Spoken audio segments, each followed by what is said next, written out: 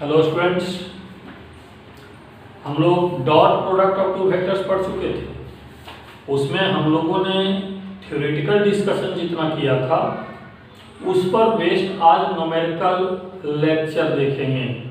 इस numerical lecture में dot product से related types of numerical problem किस तरह के पूछे जाते हैं मेडिकल में, आईआईटी में, उसका स्टडी आज हम करने जा रहे हैं।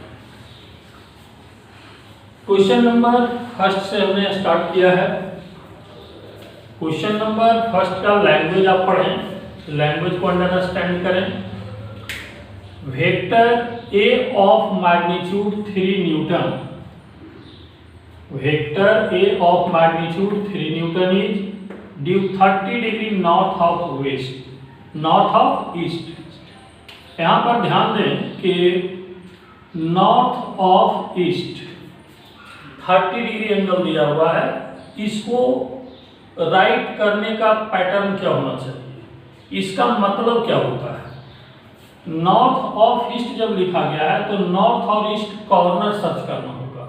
ये 4 कॉर्नर होते हैं, आप देखिए ईस्ट, नॉर्थ, वेस्ट, साउथ से 4 कॉर्नर बने हुए होते हैं। 4 क्वाड्रेंट आप कर सकते हैं, ईस्ट नॉर्थ कॉर्नर और क्वाड्रेंट, नॉर्थ वेस्ट कॉर्नर और क्वाड्रेंट, वेस्ट साउथ कॉर्नर और क्वाड्रेंट, साउथ ईस्ट कॉर्नर और क्वाड्रेंट। तो vector A north east quadrant में है, तो नॉर्थ ईस्ट क्वाड्रेंट में वेक्टर ए हमने दिखा दिया। अब अगला डिसीजन लेना है एंगल का, 30 डिग्री। तो 30 डिग्री एंगल यहां से भी हो सकता था, यहां से भी हो सकता था, बट हमने ईस्ट के साथ ही क्यों दिखलाया है? हमने ईस्ट के साथ इसलिए दिखलाया है कि ऑफ ईस्ट, ईस्ट से पहले ऑफ लगा हुआ है, मतलब एंगल ईस्ट का है। जैसे आप ग्रामेटिकली समझते हैं, ऑफ जिसके लिए लगाते हैं उसके लिए हो जाता है। तो ऑफ ईस्ट से पहले लगा हुआ है तो एंगल ईस्ट का हो गया, इसलिए ईस्ट के साथ हमने ये 30 डिग्री दिखला दिया। And vector B of magnitude 4 newton is due 30 degree west of north. West of north का मतलब वेस्ट नॉर्थ कॉर्नर में हमें देखना होगा, तो वेस्ट नॉर्थ कॉर्नर ये है और ये वेक्टर बी है। लेकिन यहाँ पर ऑफ किसके पहले लगा हुआ है? ऑफ लगा हुआ है नॉर्थ से पहले, तो नॉर्थ से पहले ऑफ लगा हुआ है, इसलिए एंगल हमने नॉर्थ के साथ डिस्क्राइब किया। अब हमें कैलकुलेट क्या करना है, ए डॉट बी। आप जानते हैं कि A dot B equal to A B cos theta होता है। तो A dot B equal to A B cos theta होता है। तो यहाँ पर हमें ये पुट करना है कि ए का वैल्यू क्या है, बी का वैल्यू क्या है, थीटा का वैल्यू क्या है। तो ए का वैल्यू 3 है, बी का वैल्यू 4 दिया हुआ है, थीटा का वैल्यू हमें डायग्राम से देखना होगा। तो डायग्राम में आप देखें तो ए और बी के बीच का एंगल ये होगा। तो ए और बी के बीच का एंगल अगर ये होगा तो इस एंगल को हम लोग थीटा कहते हैं। अगर ये थीटा कह लें तो ये 30 डिग्री है, ये एंगल 60 डिग्री हो गया। ये 30 डिग्री है तो ये एंगल कितना होगा? 60 डिग्री। और ये एंगल अगर 60 डिग्री है और ये एंगल 30 डिग्री है तो टोटल थीटा का वैल्यू क्या हो जाएगा? 90 डिग्री। और 90 डिग्री होने से दोनों वेक्टर ऑर्थोगोनल हो गया। और आप पढ़ चुके हैं कि ऑर्थोगोनल का डॉट प्रोडक्ट का वैल्यू 0 होता है। आप चाहें तो वैल्यू यहाँ रख सकते हैं, cos 90 degree, cos 90 degree equal to 0, 3 × 4 × 0 equal to 0। तो a dot B equal to 0, यही हमारा आंसर हो गया। इसके बाद क्वेश्चन नंबर 2 की ओर बढ़ते हैं। क्वेश्चन नंबर 2, क्वेश्चन नंबर 2 में न्यूमेरिकल आपके सामने लिखा हुआ है, 2 vectors vector A and vector B given है। If vectors A and vector B are perpendicular to each other, find the value of lambda. Lambda इन दोनों वेक्टर में वेक्टर बी में आ रहा है। इस वैल्यू लैम्डा को हमें कैलकुलेट करना है। कंडीशन क्या दिया हुआ है कि वेक्टर ए और वेक्टर बी एक दूसरे से परपेंडिकुलर है। आप जानते हैं कि दो वेक्टर अगर परपेंडिकुलर होता है तो उसका डॉट प्रोडक्ट का वैल्यू 0 होता है। तो यहाँ पर ए और बी परपेंडिकुलर होने से हम लोग क्या लिखेंगे कि दोनों का डॉट प्रोडक्ट 0 होना चाहिए। For vector A perpendicular to vector B A dot B equal to 0। अब इसके लिए क्या करेंगे, तो ए और बी का डॉट प्रोडक्ट निकालेंगे। डॉट प्रोडक्ट कैलकुलेट करने के लिए आप सीख चुके हैं, फिर भी हम रिपीट करते हुए आगे बढ़ते हैं। 3i + j - 2k vector b equal to i + λj - 3k। Dot product में हमने कहा था कि आमने सामने वाले को मल्टीप्लाई करते हैं, i को i के साथ, j को j के साथ, k को k के साथ। तो ये 3 × 1 + 1 × लैम्डा माइनस +6 हो गया। तो यहाँ से ये 9 + लैम्डा आ रहा है a dot b। But a dot b का वैल्यू हमें क्या पुट करना है, 0। तो इसको जब 0 पुट करेंगे, 0 = 9 + लैम्डा, दैट इम्प्लाई लैम्डा = -9। ये हमारा आंसर हो गया। अब न्यूमेरिकल नंबर 2 के बाद न्यूमेरिकल नंबर 3 देखेंगे। न्यूमेरिकल नंबर 2 के बाद न्यूमेरिकल नंबर 3 हम डिस्कस करने जा रहे हैं। न्यूमेरिकल नंबर 3 में 2 वेक्टर्स गिवन है, vector A and vector B. Then find angle between vector A and vector B. इसका भी कॉन्सेप्ट आपको डॉट प्रोडक्ट का थ्योरी लेक्चर में हम सिखा चुके हैं कि दो वेक्टर अगर दिया हुआ है तो उसके बीच का एंगल का कैलकुलेशन कैसे करें। तो इसके सॉल्यूशन में फार्मूला यूज करेंगे cos θ = a dot b upon A B. Angle between 2 vectors के लिए ये फार्मूला हमने आपको सिखाया था। अब यहाँ से a डॉट b पहले कैलकुलेट करेंगे, फिर ए का वेक्टर ए का मैग्नीट्यूड और वेक्टर बी का मैग्नीट्यूड कैलकुलेट करेंगे और उस वैल्यू को पुट अप करेंगे। ए डॉट बी जब कैलकुलेट करेंगे तो ए डॉट बी में आमने सामने के वैल्यू को हम मल्टीप्लाई करते हैं। तो 5 × 1 + -1 × 3 + -3 - 5। वैल्यू कितना आ जाएगा, 5 - 3 + 15। तो ये हो गया 20 - 3 17। ए डॉट बी का वैल्यू 17। वेक्टर ए का मैग्नीट्यूड कैसे कैलकुलेट करेंगे, 5 का स्क्वायर प्लस -1 का स्क्वायर -3 का स्क्वायर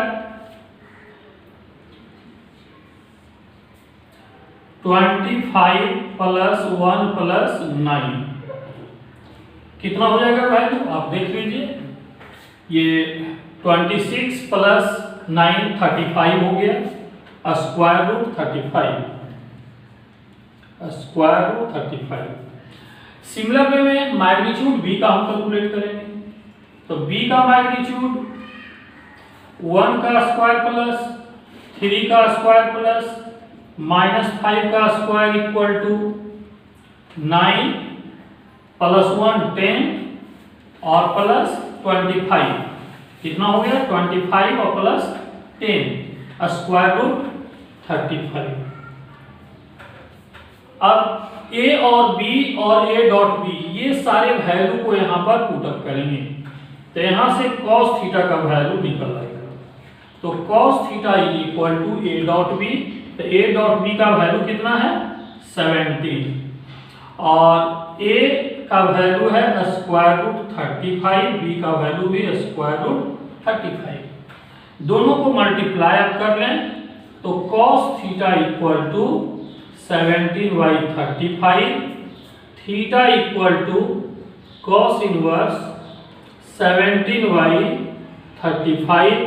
ये हमारा आंसर हो गया। न्यूमेरिकल नंबर 4 की ओर चलते हैं। 4 नंबर न्यूमेरिकल सामने लिखा हुआ है, इसका सॉल्यूशन की ओर बढ़ रहे हैं। आप पढ़ लो कि क्या लिखा गया है लैंग्वेज में। वेक्टर ए का वैल्यू दिया हुआ है, वेक्टर बी का वैल्यू दिया हुआ है।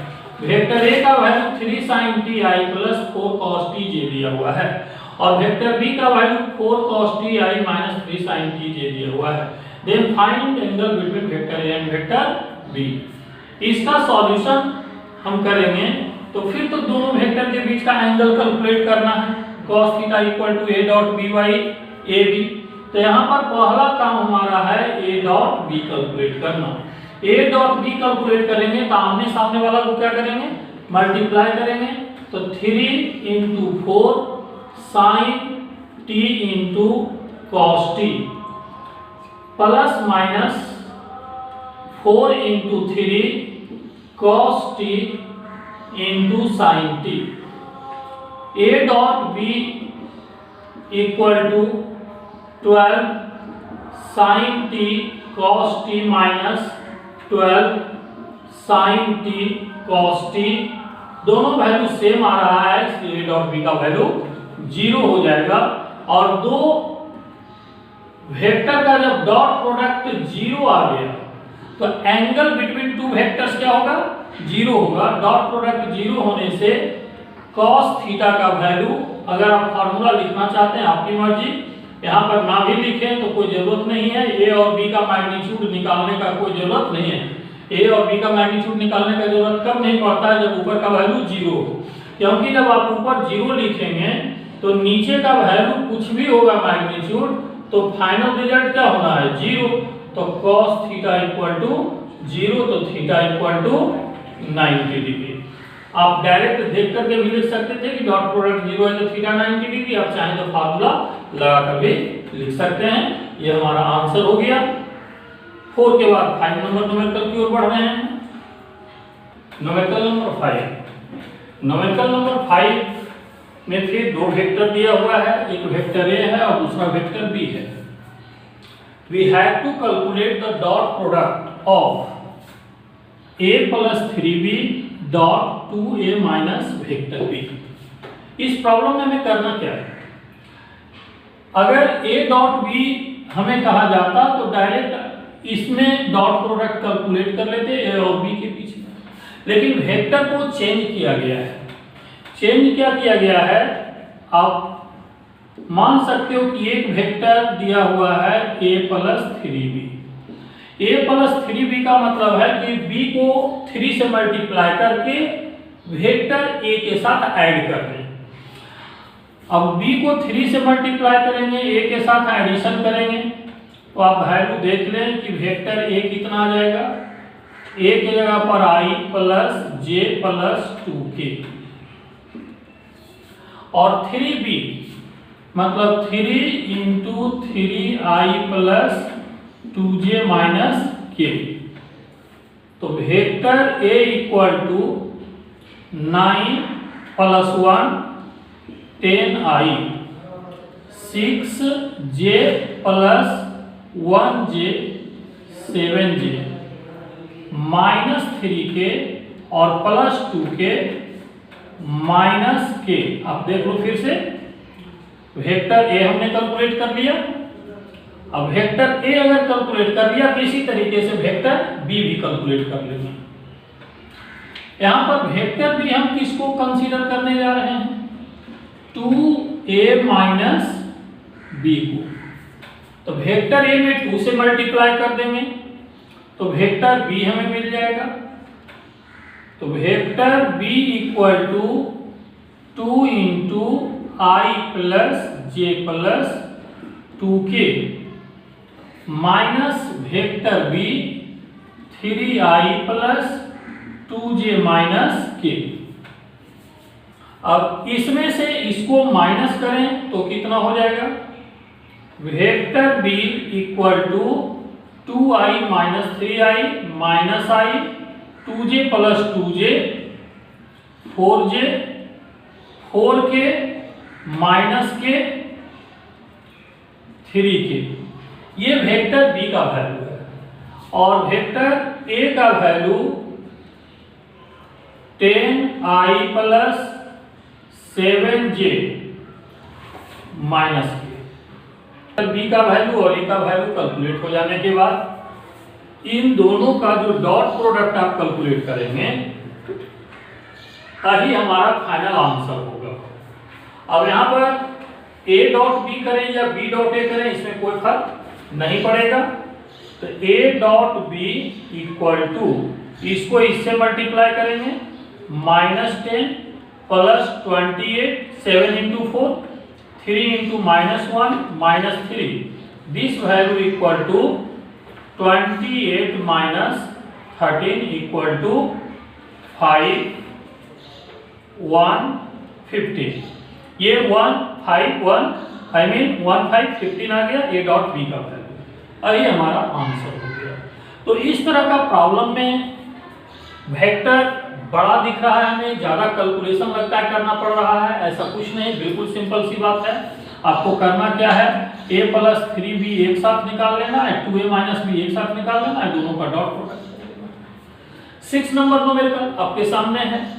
6 नंबर न्यूमेरिकल के सॉल्यूशन की हम बात करें तो 6 नंबर न्यूमेरिकल में क्या दिया हुआ है, find a scalar component of vector A on vector B. Vector A का स्केलर कंपोनेंट वेक्टर बी पर कैलकुलेट करना है। वेक्टर ए की अगर हम बात करें तो वेक्टर ए हमने इस डायरेक्शन में कंसीडर कर लिया, वेक्टर बी इस डायरेक्शन में कंसीडर कर लिया। दोनों के बीच का एंगल कितना है हमें पता नहीं है। अगर इस एंगल को थीटा हम लोग ले लें तो यहां से एक परपेंडिकुलर बना लें तो ए का 2 कंपोनेंट होगा, एक कंपोनेंट कॉस थीटा होगा बेस के साइड में और इधर होगा साइन कंपोनेंट।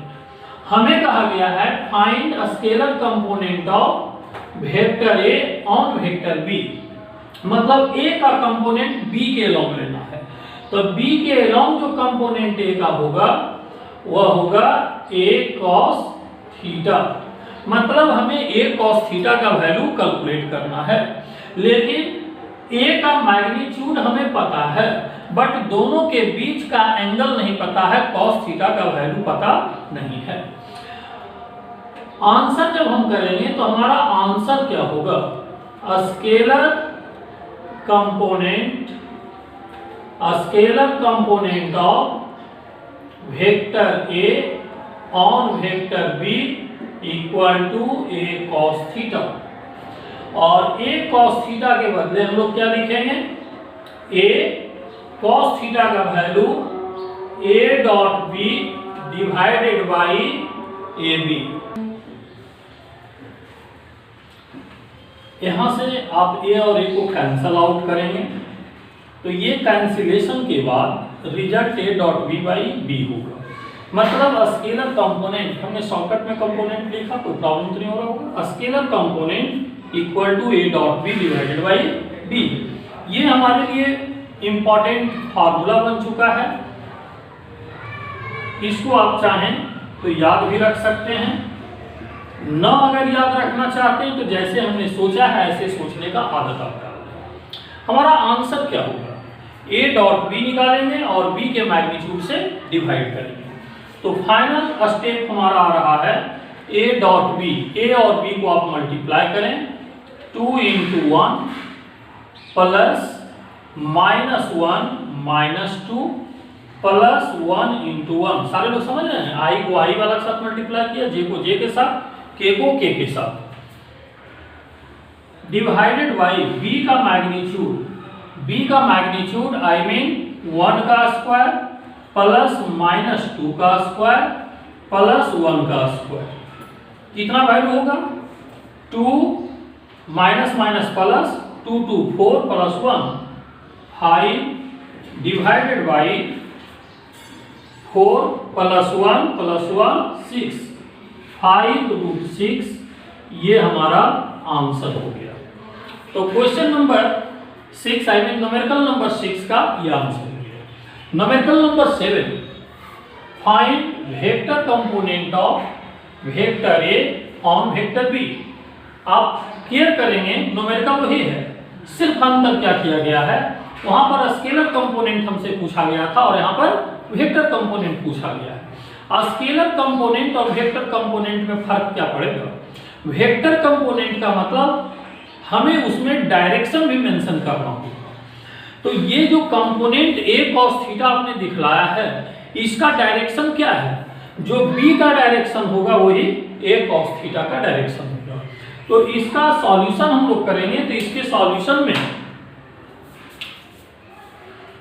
सॉल्यूशन में हम लिखेंगे scalar component of vector a on vector b equal to a dot b divided by b।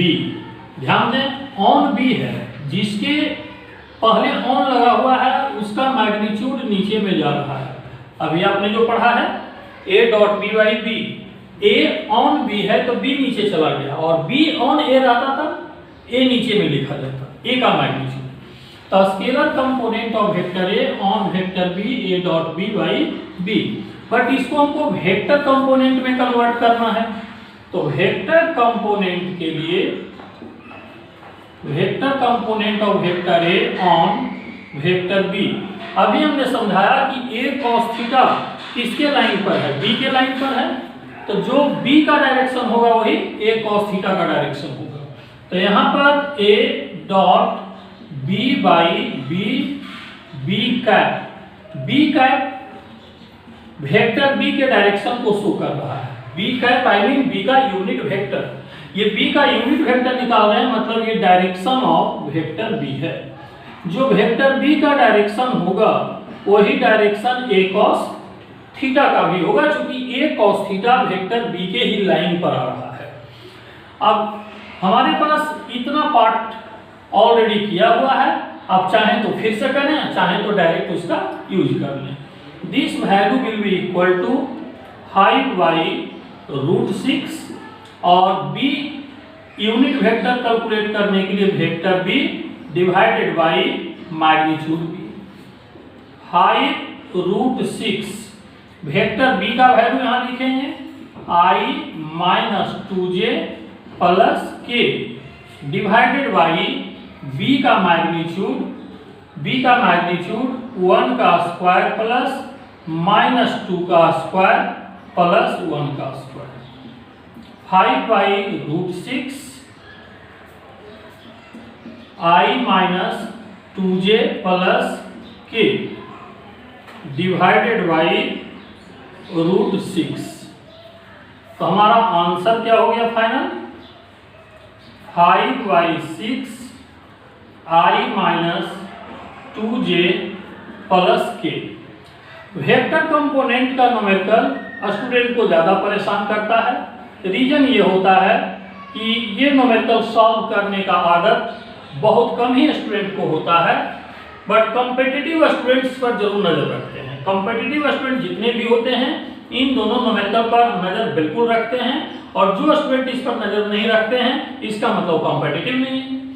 तो न्यूमेरिकल नंबर 6 और न्यूमेरिकल नंबर 7 इन दोनों का पैटर्न देखें तो दोनों का सॉल्यूशन मिलता जुलता है। सिर्फ फर्क क्या है कि उसमें डायरेक्शन का जिक्र हमने नहीं किया तो स्केलर कंपोनेंट हो गया, यहाँ पर डायरेक्शन का हमने जिक्र कर दिया तो ये वेक्टर कंपोनेंट हो गया। इसका आंसर i j k के टर्म में होगा, उसका answer without i j k है। नेक्स्ट,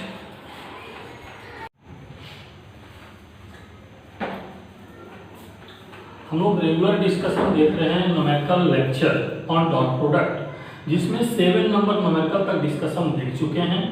नेक्स्ट 8 नंबर न्यूमेरिकल हमें डिस्कस करना है। फाइंड द वैल्यू ऑफ,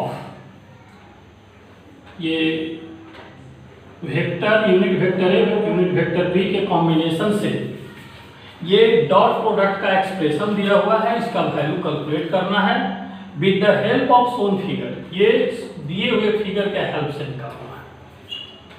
ये दिए हुए फिगर का यूज क्या होगा? गिवन फिगर का यूज क्या होगा? गिवन फिगर में ये दो वेक्टर के बीच का एंगल क्या है? 60 डिग्री। तो दो वेक्टर के बीच का एंगल अगर 60 डिग्री है तो हेड टेल में दो वेक्टर के बीच का जो गिवन एंगल है वो किस पोजीशन में है, हेड टेल में, इसलिए एंगल 60 डिग्री नहीं लेंगे। तो फाइनली दो वेक्टर के बीच का एंगल हम लोग क्या लेंगे, किसी एक वेक्टर को आगे या पीछे आप बढ़ाकर सोचिए तो ये एंगल 120 डिग्री हो जाएगा दो वेक्टर के बीच का एंगल। गिवन है 60 डिग्री, बट 60 डिग्री नहीं बल्कि दो वेक्टर के बीच का एंगल हम लोग 120 डिग्री लेंगे। ये फिगर का हेल्प हमारा था, जहां आगे जरूरत पड़ेगा थीटा 120 डिग्री लेंगे, 60 डिग्री नहीं लेंगे। आगे बढ़ते हैं। अब इसको ब्रैकेट ब्रेक कीजिए डॉट प्रोडक्ट के साथ। ब्रैकेट ब्रेक करेंगे तो इसका मल्टीप्लाई इसके साथ, इसका मल्टीप्लाई इसके साथ पहले कर लेते हैं। 2a dot a plus b dot a। अब क्या करेंगे,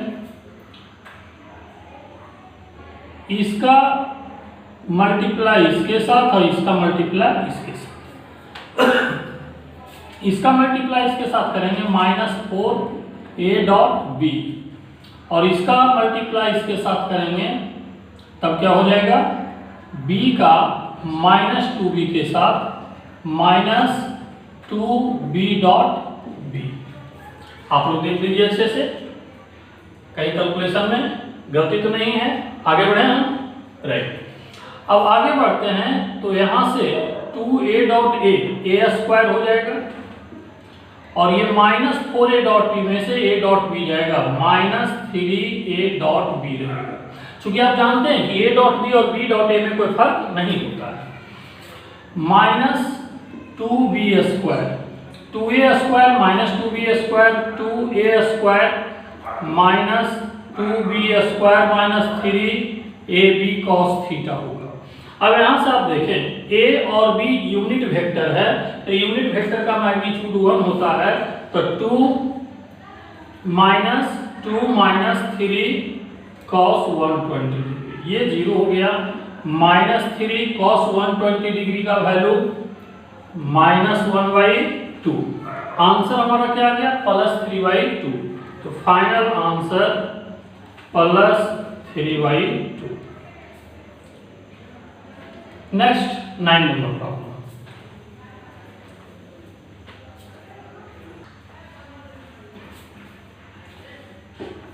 न्यूमेरिकल नंबर 8 के बाद न्यूमेरिकल नंबर 9 हम लोग देखते हैं।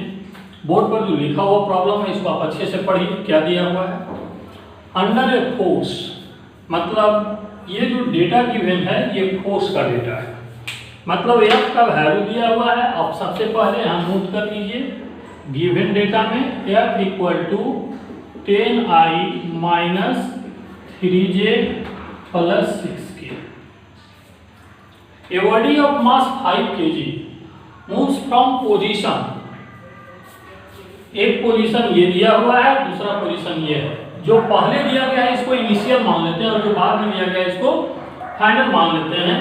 तो यहाँ पर initial position vector r1 = 6i + 5j - 3k, and final position vector r2 =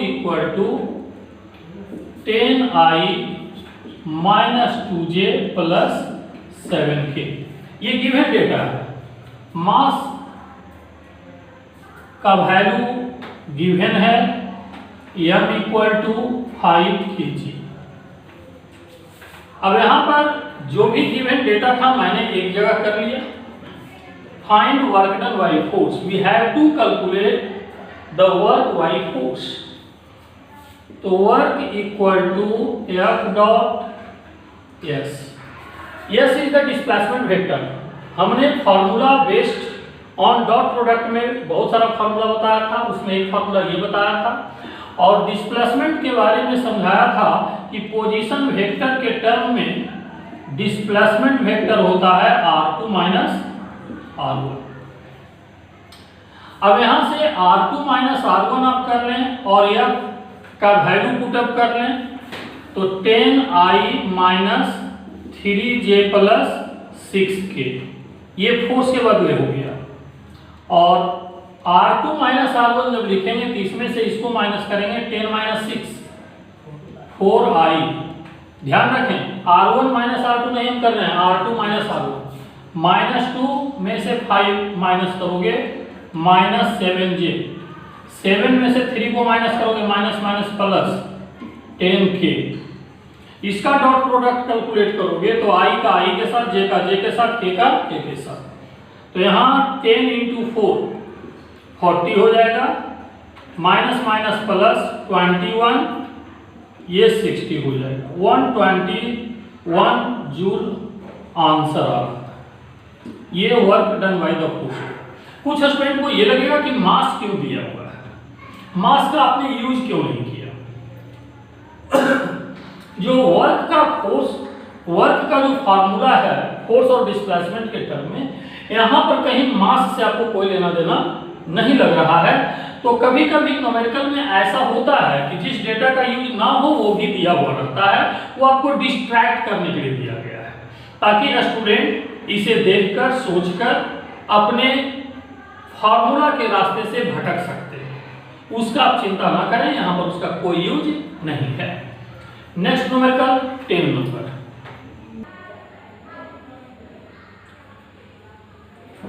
10 number question आप बोर्ड पर दिया हुआ है, इसको पढ़ें। 9 के नीचे जो 10 नंबर प्रॉब्लम लिखा हुआ है, इसमें लिखा है 3 sides of A triangle is represented by the vectors.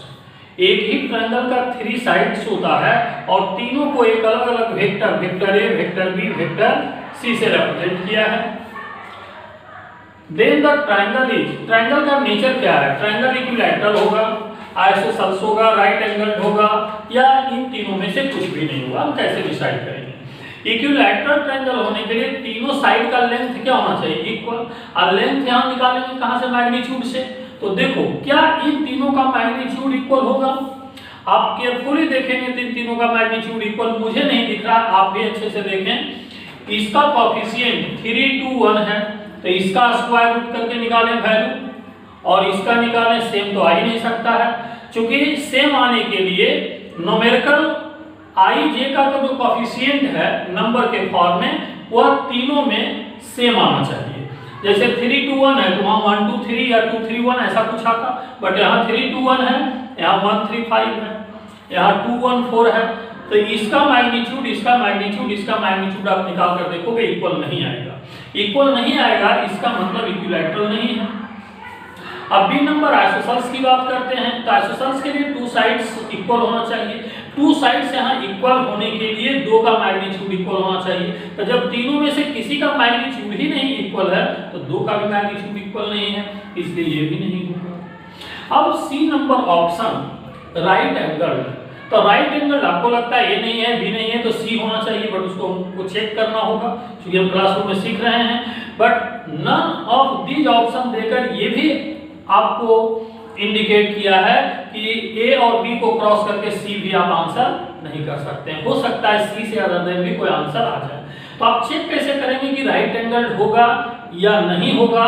तो फिर डी नंबर होगा। तो इसको चेक करने के लिए देखना होगा, प्रत्येक 2 वेक्टर का पेयर वाइज डॉट प्रोडक्ट निकालिए। एक बार ए डॉट बी निकालिए, एक बार बी डॉट सी निकालिए, एक बार ए डॉट सी निकालिए। राइट एंगल होने के लिए कोई एक एंगल तो 90 डिग्री होना ही है, बाकी का एंगल 90 डिग्री नहीं होता है, बट एक एंगल तो 90 डिग्री होगा। तो इन तीनों में से कोई एक डॉट प्रोडक्ट अगर 0 हो गया, 2 नहीं होना चाहिए क्योंकि एक ट्रायंगल में 2 एंगल 90 डिग्री नहीं होता है, तो कोई एक डॉट प्रोडक्ट ही 0 होना चाहिए। अगर कोई एक डॉट प्रोडक्ट 0 हो जाएगा तब हम समझेंगे कि राइट एंगल होगा। अब जैसे देखिए ए डॉट बी की बात करते हैं, तो ए डॉट बी कितना होगा, 3 × 1 -3 -2 +6, 5 × 1 5। आप देखिए ये 0 कहीं से दिख रहा है, ये 0 नहीं है, तो ए डॉट बी 0 नहीं है, मतलब ए और बी 90 डिग्री पर नहीं है। बी और सी का डॉट प्रोडक्ट लेकर देखते हैं, तो बी और सी का डॉट प्रोडक्ट 2 × 1 2, 1 × 3 -3, 5 -4 -20, ये भी 0 नहीं आ रहा है। ए डॉट सी निकाल कर आप देखें, तो ए डॉट सी अगर आप कैलकुलेट करते हैं तो 3 × 2 6, -2 × 1 -2 -4 × 1 -4, ये 0 आ रहा है। तीनों में से एक डॉट प्रोडक्ट 0 आ रहा है, इसका मतलब एक वेक्टर ए सी वेक्टर से 90 डिग्री पर है, इसलिए राइट एंगल ट्रायंगल होगा। ये ऑप्शन हमारा करेक्ट है।